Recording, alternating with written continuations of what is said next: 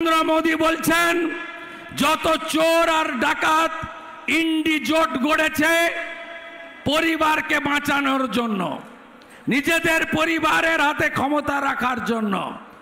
আমি এই পরিবারবাদ, তোষণ আর দুর্নীতি থেকে ভারতকে মুক্তি দিতে চাই। নরেন্দ্র মোদী বলছেন যে আমি নলে জল দিয়েছি, জল জীবন মিশন, আপনারা পাননি। কোন গ্রামে নলবাহিত জল আসেনি, মাঝখান থেকে খেয়ে ফেলেছে চোর মমতা। মোদীজি বলছেন আমি এবারে মায়েদের রান্নাঘরে নলবাহিত গ্যাস দেব। নরেন্দ্র মোদী বলছেন আমি আরো 5 বছর 29 সাল পর্যন্ত বিনা পয়সায় চাল আর গম মাথা পিছু 5 কেজি করে দেব প্রধানমন্ত্রী অন্ন সুরক্ষা যোজনাতে। নরেন্দ্র মোদীজি বলছেন যে আমি 70 বছর পেরিয়ে গেলে উচ্চবিত্ত হোক আর দরিদ্র হোক সব প্রবীণ নাগরিকের চিকিৎসা আমি করাবো। ছেলের কাছে, বৌমার কাছে, আত্মীয়র কাছে হাত পাততে হবে না। সমস্ত সিনিয়র সিটিজেনের চিকিৎসার দায়িত্ব আমার। আর অন্যদিকে ঠগি পিসি কি বলছে? ঠগি পিসি বলছে হিন্দু এলাকায় গিয়ে বলছে সিএ মানে বিপদ, সিএ তে আপিল করলেই আধার কার্ড বন্ধ হয়ে যাবে। পারেও বলতে মিথ্যা কথা। বিজেপি এলে প্রথম মিথ্যাশ্রীটা ওকেই দেব। আর মুসলমান এলাকায় গিয়ে বলছে বিজেপি দাঙ্গাবাজ। উত্তরপ্রদেশে অখিলেশ মুলায়মের আমলে 956টা দাঙ্গা হয়েছিল, একটাও দাঙ্গা হয়নি। বিজেপির লড়াই কোনো সম্প্রদায়ের বিরুদ্ধে নয়, কোনো ধর্মের বিরুদ্ধে নয়। বিজেপির লড়াই গুন্ডাদের বিরুদ্ধে। উত্তম সর্দারও জেলে গেছে, শেখ শাহজাহানও জেলে গেছে।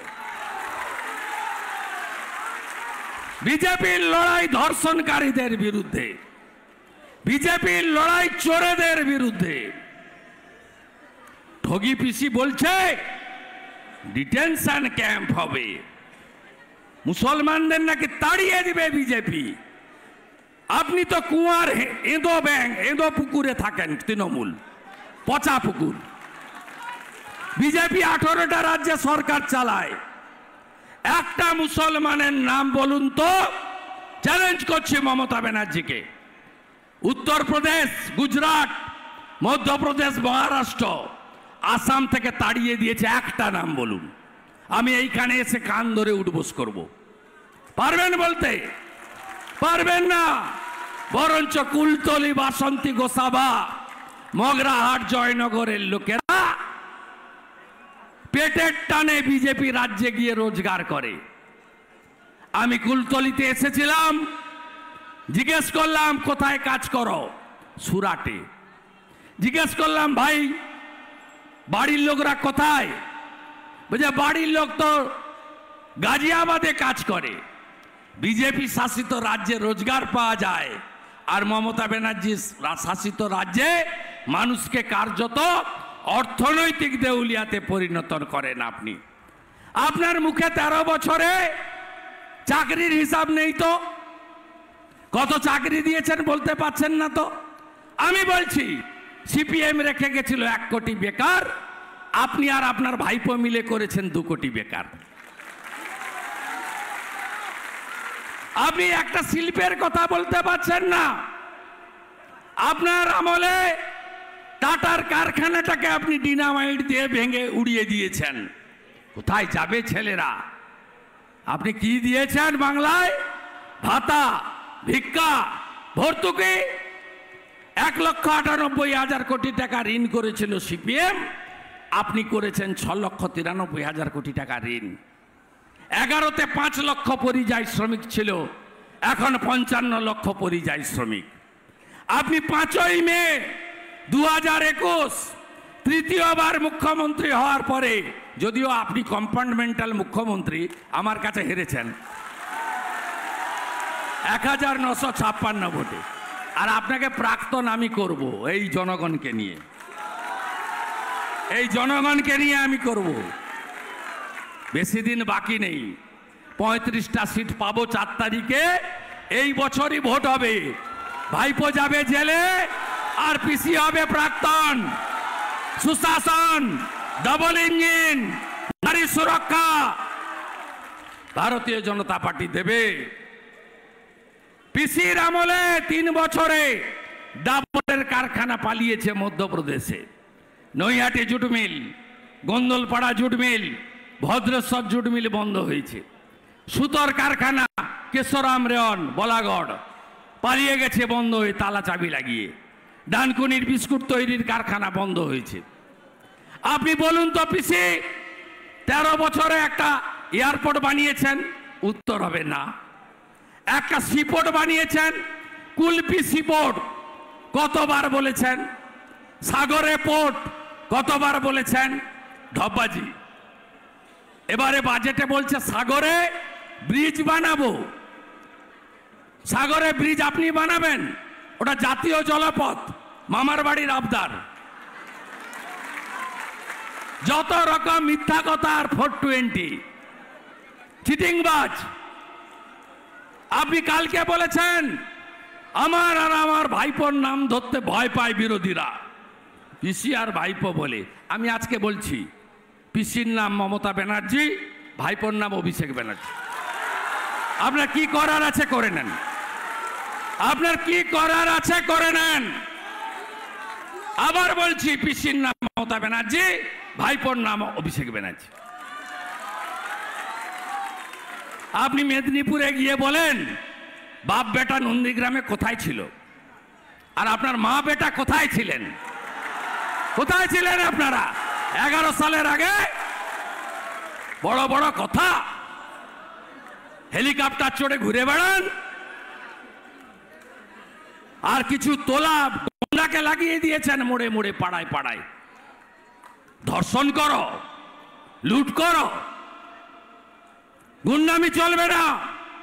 21 সালে নির্বাচনের পরে মানস শাহকে খুন করেছেন, বদলা আমরা নেব। আপনি কান খুলে শুনে রাখুন। গিয়াসউদ্দিন মোল্লার বেটা লালটু না লালু নাম জানি না, আমি এর পরের সভা জীবন তলায় করব। শওকত মোল্লা থাকে আটকাবে, পারলে আটকাবে। পরেশ রাম দাস বলেছিল ওর বুকের উপর হেঁটে এসছি, তারপরে বলেছে 4 তারিখের পরে এলে বেশি দেখে নিব। আমি 5 তারিখে আসবো, জুন মাসে। মোদিজি প্রধানমন্ত্রী হবে, লাড্ডু বাঁটবো এসে ক্যানিং এ। পরেশের ক্ষমতা থাকলে আটকাবি, আমাকে ভয় দেখাবে। লক্ষণ সেটকে প্যাকেট করা লোক আমি, 1,73,000 ভোটে। মমতা ব্যানার্জিকে হারানো লোক আমি। ভারতীয় জনতা পার্টিকে জেতাবেন তো? জেতাবেন তো? পঞ্চায়েতের মতো ভোট হবে না, ভরসা রাখুন আমার উপরে। পঞ্চায়েতে আমরা করেছিলাম হাইকোর্ট থেকে, কেন্দ্র সরকার বিনা পয়সা 900 কোম্পানি প্যারামিলিটারি দিয়েছিল, এরা কাজে লাগায়নি। 2 দফায় দেখেছেন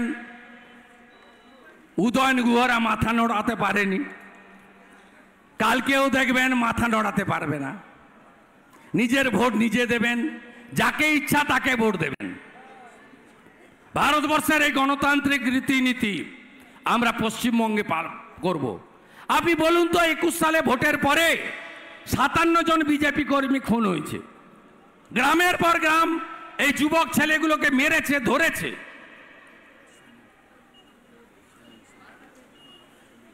গ্রামের পর গ্রাম অত্যাচার করেছে। আপনি বলুন তো বন্ধু, উত্তরপ্রদেশে জোর লড়াই হয়েছিল ভোটে। একদিকে অখিলেশ যাদব এবং তার জোট, অন্যদিকে যোগীজির নেতৃত্বে বিজেপি।